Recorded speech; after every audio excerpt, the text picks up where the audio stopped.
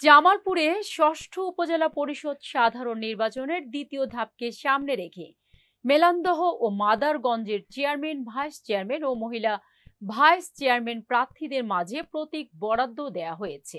সকাল 10টার সময় জেলা প্রশাসক সম্মেলন কক্ষে মেলান্দহ ও মাদারগঞ্জ সহ দুই উপজেলায় জামালপুর জেলার বিজ্ঞ অতিরিক্ত জেলা magistrate returning officer Sumi Akter ও জেলা নির্বাচন অফিসার মোহাম্মদ সানিউজ্জামান তালুকদার প্রার্থীদের হাতে প্রতীক তুলে দেন।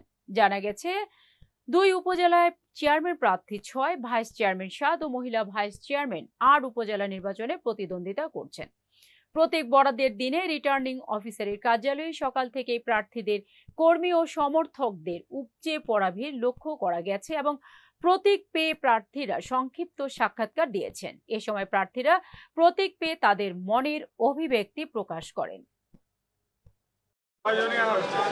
রিটার্নিং কর্মকর্তা ওনারা বললো যে আপনারা যদি কেউ ছেড়ে দিয়ে অন্য প্রতীক নিতে চান সেই ক্ষেত্রে আপনারা নিতে পারেন। পিরোজপুর উপজেলার ভাইজোড়ার বড়পোল নামক এলাকায় আগুনে পুড়ে গেছে 30টি বসতঘর। এ ঘটনায় 30 লক্ষ টাকা ক্ষতি হয়েছে বলে দাবি ক্ষতিগ্রস্ত ঘর মালিকদের।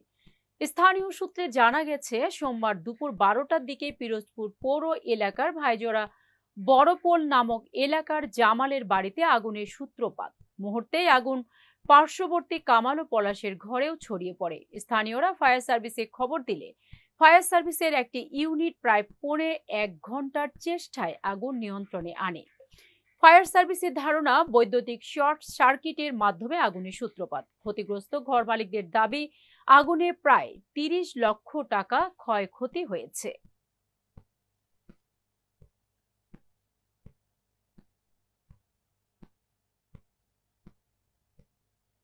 জামালপুরের বকশীগঞ্জ উপজেলা পরিষদ নির্বাচনে সাধারণ ভোটারদের কাছে ভোট প্রার্থনা করছেন আব্দুর রউফ তালুকদার।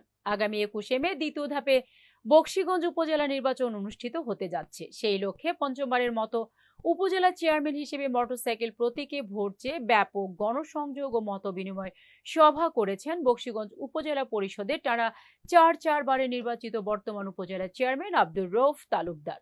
নির্বাচনে জয়ের ধারাবাহিকতা রক্ষা ও শান্তির বার্তা নিয়ে ভোটারদের ধারে ধারে বিভিন্ন প্রতিশ্রুতি দিয়ে ভোট প্রার্থনা করছেন গণমানুষের পরিচিত নেতা আব্দুর রউফ তালুকদার। জানা গেছে, 1 পৌরসভা ও 7টি ইউনিয়ন নিয়ে গঠিত বকশীগঞ্জ উপজেলা।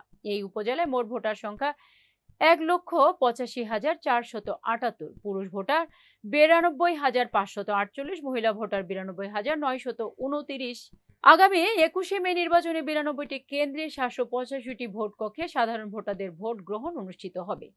কয়েকজন সাধারণ ভোটারদের সাথে কথা হলে তারা বলেন, তাকে পার করব। আমি তাহলে ধরে দিই কেন ভোট দিবে? হ্যাঁ, কেমন লোক ভালা এটি মনে করেন জনদরদ চেয়ারম্যান পদপ্রার্থী জনদরদি, গরিবের বন্ধু, মেহনতি মানুষের বলিষ্ঠ কণ্ঠস্বর, ন্যায় বিচারক, ন্যায় পরায়ণ, 4 বারের সফল উপজেলা চেয়ারম্যান জনতা জনাব আব্দুর রউফ তালুকদারের সালাম নেন। আসন্ন উপজেলা নির্বাচনে জয়পুরহাটের 5 বিবি উপজেলা চেয়ারম্যান প্রার্থী রয়েছে 6 জন। তাদের মধ্যে এবার আলোচনার শীর্ষে রয়েছেন তরুণ সমাজসেবক শিখা ট্রাস্ট ফাউন্ডেশনের পরিচালক সাবেকুন নাহার শিখা। উপজেলা পরিষদ নির্বাচনে 6 জন চেয়ারম্যান প্রার্থীর মধ্যে তিনিও একজন। নানা কারণে বাড়তি সুবিধাজনক অবস্থানে রয়েছেন এই তরুণ নেত্রী। সরেজমিনে জানা গেছে, নির্বাচন কমিশনের ঘোষণা অনুযায়ী আগামী 21শে মে দ্বিতীয় ধাপে অনুষ্ঠিত হতে যাচ্ছে উপজেলা পরিষদ নির্বাচন। এই নির্বাচনের অন্য 5 জন প্রার্থীর সাথে মোকাবেলা করতে সাবেকুন নাহার শিখা কোমর বেঁধে নেমেছেন ভোট যুদ্ধের মাঠে। জয়ের লক্ষ্যে চেয়ারম্যান প্রার্থী হিসেবে তীব্র লড়াইয়ের প্রস্তুতি নিয়ে ভোট চাইতে ঘুরছেন ভোটারদের দুয়ারে দুয়ারে, দিচ্ছেন নানা উন্নয়নের প্রতিশ্রুতি।